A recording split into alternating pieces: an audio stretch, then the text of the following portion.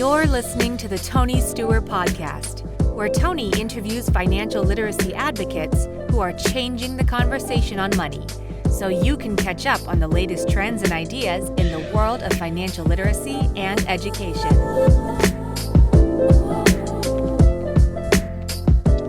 Welcome to the Tony Steuer Podcast. I'm pleased to be joined today by Saad Zariff. Saad is the head of growth at 401go. In this episode, we'll be discussing making financial literacy more inclusive. Saad, welcome to the Tony Steuer Podcast. Thank you for joining us today. My pleasure, Tony. Thank you for having me. Yeah, excited to have you on and to get started with our conversation. So, I always like to get started by asking people, what is your origin story? How did you get started in personal finance?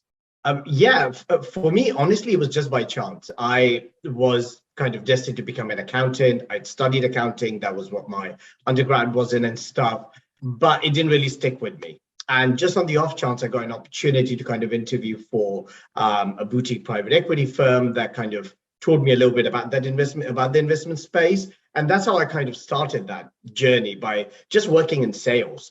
And then kind of pivoted that into working in New York on Wall Street between 2007 to 2009 during the crash that we had experienced, and then moved into private wealth and then financial literacy and faith-focused investing. So the last sort of decade and a half, like 15 to 16 years, was really a journey that kind of transitioned me into that space just by chance looking for it. It was never something I kind of went after, because I come from like an environment, like as a South Asian background. At home, the conversations were normally around work hard, earn your degree, buy a home and live. That was it. There was no conversation about wealth accumulation or about how do you grow your wealth to live a happy present life and a financially successful retirement life as well. There was no conversation around that for me. So I quite honestly learned everything throughout my career. Fantastic. Yeah. And it's interesting that you say that, because I've talked to people around the world on this podcast, and it's the same story around the world. Is people don't learn these things. It's like earn money. Maybe they learn like, hey, you need to save some money, but beyond that, it's pretty bare what people learn. It's so true. And I think nowadays we have a lot more information available. Smartphones have changed our sort of way of searching for information. But I think a lot of people really don't know kind of how to access it, I feel like, because there's so much of it there to see what fits them, because everyone has their own needs and wants when it comes to money. It's just about understanding that part, which I think is necessary. Yeah, well, I think you hit on a couple really important things. One is people being able to really know what they're looking for. They don't even know the right questions to ask. So then they have a hard time finding the right information that's a fit for them. And there's a little too much information out there so it's hard for people to wade through it and find the information that's going to be useful for them. So the great points. With you on that 100%. So, one of the things you and I talked a little bit about this, when we first talked on LinkedIn, is you're involved with this halal investing. Can you share with us, what is halal investing? Yeah, absolutely. I am. And again, that was something I just learned on the off chance. I didn't even know when I'd moved to America that halal investing even existed, which pretty much the word halal means permissible, or think of it as ethical, that's permissible. In a nutshell, you want to invest in line with your faith and religious values. For Muslims, the word halal is very synonymous with being something that they can do, which is permissible, which is allowed. So when it comes to investing, again, in a nutshell, you're just trying to avoid things that are harmful to the earth, harmful to humans, to animals and our environment. And that's what it's all about. That, hey, invest in line with your values, so your money is growing in an ethical way, but then you're also making a difference and an impact through your investments as well. And that's what pretty much is what halal means for people of the Muslim faith, that, hey, I want to make sure that my money is not being tainted by investing in companies that are doing harmful things around us, or by investing in products that are not beneficial to us. Well, it sounds like they were well ahead of the curve on ESG investing then, right? Pretty much. And also including leverage. So the one thing that a lot of people sometimes tend to forget is that leverage does matter for a company, how much debt they've borrowed. How much, what's the kind of like the bonds that they've offered and how much interest that they're paying. That can also have a negative impact on the balance sheet a company. And that's something which is also not permissible when it comes to that halal investing space. You want to avoid companies with a high debt to kind of market cap ratio. So something to keep in mind. Huh. Well, it sounds like it's almost common sense investing, right? Pretty much. Common sense investing in line with your values, and it's very transparent. It's extremely black and white once you really understand how the screening process works. Well, that's great. So, something about halal investing, you and I were talking pre-show, is how big is the marketplace? Can you share with the audience, anything? My God, yeah, you're looking at like over $2 trillion globally that's invested in the halal lifestyle investment space. And we say lifestyle is living, quality of life, services, and then the financial services space that is. In America, you have roughly about just over 5 million Muslims that live. On average, income for them is over $100,000. So you have high income earners, mostly professionals, engineers, doctors, scientists, lawyers, and stuff. And they do want to invest as those generations are shifting, the ones that had moved, and now you've got that first and second generation born and bred here. They want to make sure that they're doing things in line with their personal values as well. And the biggest piece of that is money. That they want to make sure they're earning good money, they're saving it properly, they're investing it the right way, and the returns that they're generating from those investments are in line with those values as well. So it's a massively growing market globally. You have over 2 billion Muslims globally as well. So it's a very big piece of the halal investment and halal lifestyle that almost any business can adopt and definitely reap rewards from it as well. Well, fantastic. So as we talk about this, and I don't know if you can answer this, but do companies like Vanguard, Fidelity, Schwab offer any ETFs that are in line with halal investing? So some do, some don't. I know from my understanding that Vanguard is very selective about the funds that they offer, which is pretty much their own and so on. But with Schwab being an open architecture platform, Fidelity and so on, people can buy both mutual funds and ETFs that specialize in that sort of Sharia-compliant halal investment space. And there's a bunch of them in the US, actually. Actively managed ETFs, passive ETFs, and actively managed mutual funds as well that fit all those screening requirements that makes them halal and permissible, basically. Fantastic. Yeah, it's such an interesting area. I mean, we could spend a whole podcast talking about that. Absolutely. I think, yeah. So just one more question on this is, why is it important for people to invest in line with their values? Oh God, that's a great question. I think over time, as we start to live our lives in communities that we are a part of, we see the impact of our behavior. And our behavior is based on how we are with individuals and what we're doing with our money. Culturally as well, everyone thinks, spends, and invests with their money in different ways.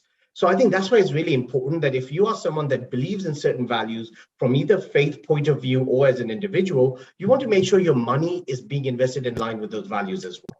If someone believes that you can get cancer from tobacco or from smoking cigarettes, why should your portfolio hold tobacco stocks then? For that matter, for instance. Or if you feel like that, okay, you are a pro advocate about animal rights, then why should you be investing in companies that are harmful to animals, for example? So that's where I see that value, which is really important for people to understand that nowadays there are enough funds and investment products available out there that you can truly invest in line with your values, because that's also then giving you that pleasure and comfort that the returns that I'm generating from these investments are coming from those, again, halal or permissible investments that are making me happy with the returns I'm generating as well, and the impact those companies are having because of me investing in them. Yeah, that's great. And I think that's so important is for people to consider is, then you can feel good about your investments and what your money is doing, that your money is doing something that you feel is good.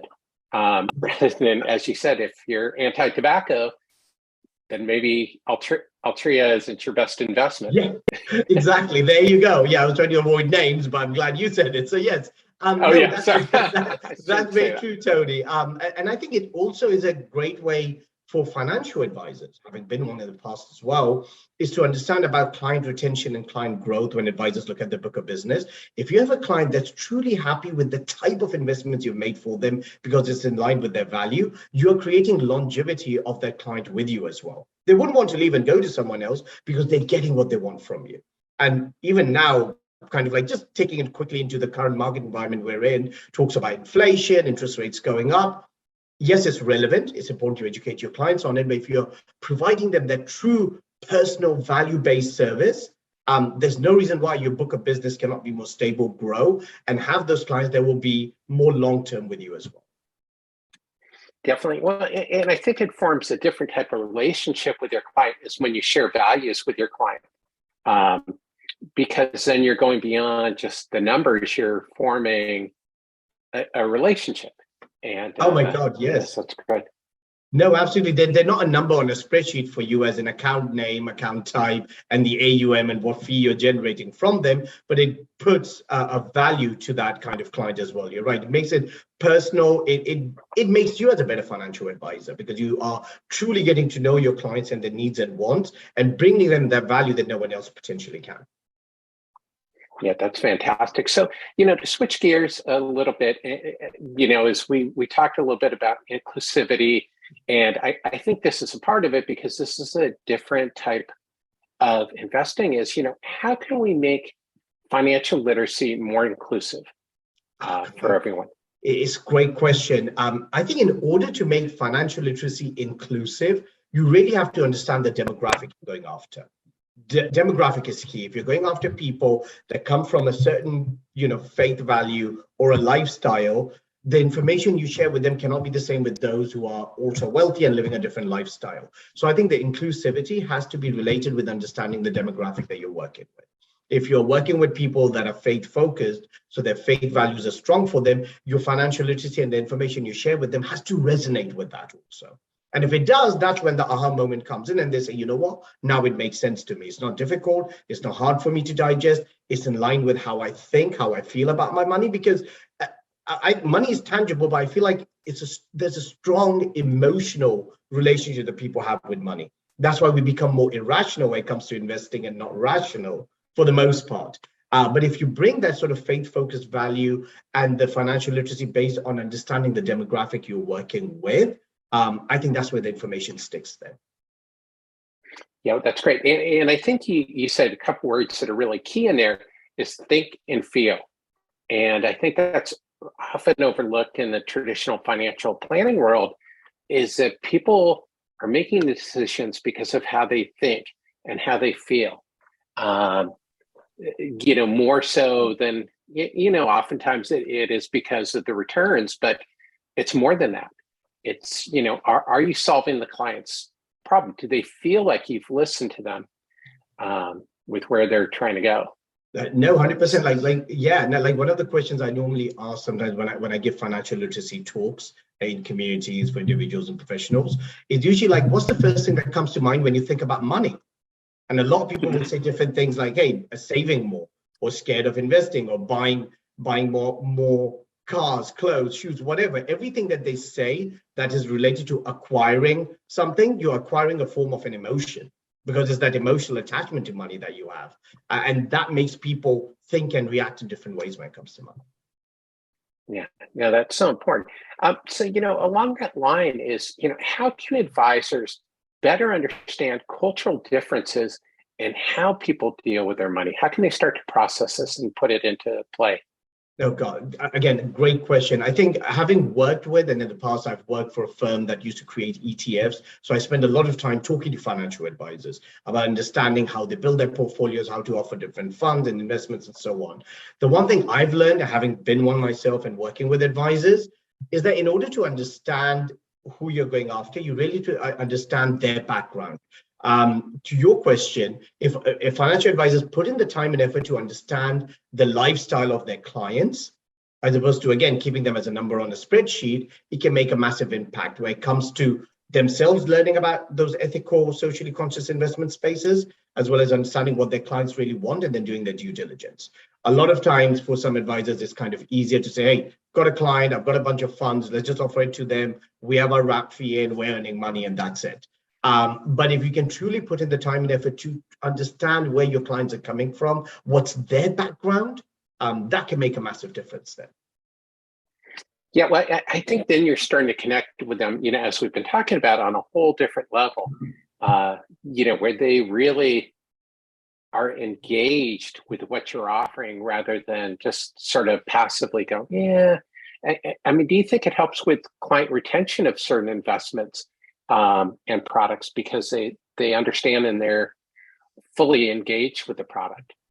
Oh, no, 100%. I think if the advisor puts in the time to understand the client's needs and relates it to the investments they're offering them, you're getting a multitude of things done. Yes, you're increasing your retention rate with that client because now you are, again, hitting a nerve with them that's very emotional. You are emotionally valuing their money. So you're looking at that emotional aspect of it. You're looking at the ethical aspect of it. So you're providing them the investment that are in line with their values. And then beyond retention, those are the kind of clients that will give you referrals as well. A lot of advisors run after referrals. They come up with different strategies to do that, but understanding your client base is key. If your clients are happy with you, there's no reason why they can't refer you. And then again, you talk about that legacy transfer moving forward. If you have clients in their 50s, 60s, 70s that will eventually retire, they want to make sure that their future generations are looked after. They will refer them to you as well. They'll make sure that their kids end up working with you because they'll tell them that, look, this advisor understands what we want. He's offering or she's offering that to us. So make sure we stick it out with them. So that longevity then of your kind of lifetime value of a client tremendously goes up. Yeah, I think that's so important because I know advisors oftentimes struggle with that, even sometimes, with just spouses. Yes. I think the statistic is like 70 to 80% of widows will leave their family financial planner when the husband passes away. And that's probably a big part of this is because there's not that engagement and investment with the issues and the challenges that clients actually have and their values.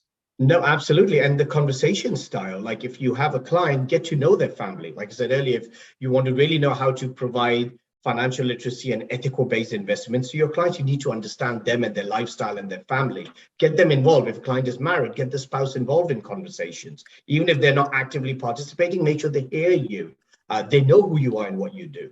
Be that kind of personable voice because they're trusting you with their wealth. They're trusting you with the fact that you will provide them that future access to wealth that they want to generate for themselves. So I think that is key, being personable and investing time in getting to know your clients on a personal level. Wow. I think that's it, is invest time in getting to know your clients. It sounds so simple, but I think that's really the key for people. True. Definitely. So to switch gears a little bit, let's talk a little bit about 401go. Tell us a little bit about 401go. Yeah, I'm kind of joined the company a couple of months ago, and it's a great startup based out of Utah that pretty much provides 401k plans for small businesses. Majority of the small businesses are usually ignored by these big 401k providers, and the costs are so high or the setup process that most of them don't really bother doing that. And whether you have 5 employees or 500 employees, the issue then comes down to how are you retaining better employees as well? What sort of benefits you're offering them? These days, everyone wants to be financially free when they retire, want to be financially free while they are now working. And we noticed that a lot of small businesses kind of tend to struggle with that. And that's why Dan Beck, the founder, actually had no intention of starting this company until he had a conversation with a friend of his who is a financial advisor that told him that, look, I've got a good bunch of clients who are small business owners. If only there was a way for me to quickly help them set up a 401k plan, I can do it for 30 of them tomorrow. And that got Dan thinking about the fact that, okay, this is really a space that's underserved right now. How can we go about with it? So he reached out to his brother, Nate, who's our CTO, a fantastic guy when it comes to tech. The first thing Nate did was he read the tax code from start to end to understand how this all works. That's exciting. Yeah. I'm like, okay, how many CTOs of fintech do you know that have bothered to even read one page of the tax code if they're in the financial services industry? He kind of did that. Then they worked on the platform. And from 2019 to now, here we are, where I'm kind of heading growth for them. So I'm responsible for marketing, for sales, for strategic partnerships, to kind of make sure that we are really that sort of valuable voice for small businesses to recognize the value in offering 401k plans that's cost effective, technologically savvy. So it's quick to set up, takes about 15 minutes to set up a plan, and that they are providing this financial benefit to their employees as well for enhanced retention and financial well-being for their employees, really. Because 401ks are really misunderstood by many. And I think it's a great way to save for retirement. Well, and I think it's important that you're serving the smaller businesses because, I can't remember the percentages, but aren't like 44% of Americans employed by businesses under the size of 500? Yeah. Something like that. No, yeah, I think it's slightly more than 44%, but you are absolutely on the money with that. And I think a lot of people kind of really don't realize the value economically small businesses bring to us, or even startups, because they fall in the same category, really, is to kind of make sure that it's not just healthcare, it's not just equity that sometimes startups or small businesses offer, but it's that financial viability your employees need by offering that retirement solution to them as well. And it's a big market that's highly underserved, and that's what we pretty much at 401 Go specialize in. And the best part is that everything is in-house. The tech team is in-house, so we get to work with payroll providers to build integration as well. We've had clients come to us and say, hey, I use XYZ payroll provider. Can you guys make sure you sync up with them? So that's how we can manage our 401k as well. So having everything in-house allows us to do that very quickly and efficiently and cost effectively. Fantastic. Yeah, and I think one of the other things, and you mentioned this, is technology. So how is 401 Go integrating technology to make the 401ks more accessible?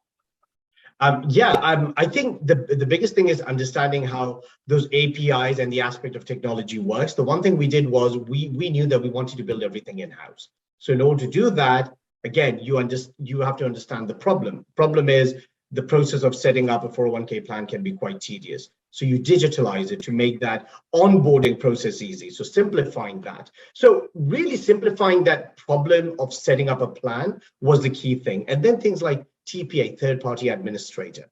No one wants to go outside and look for someone. We do that in-house.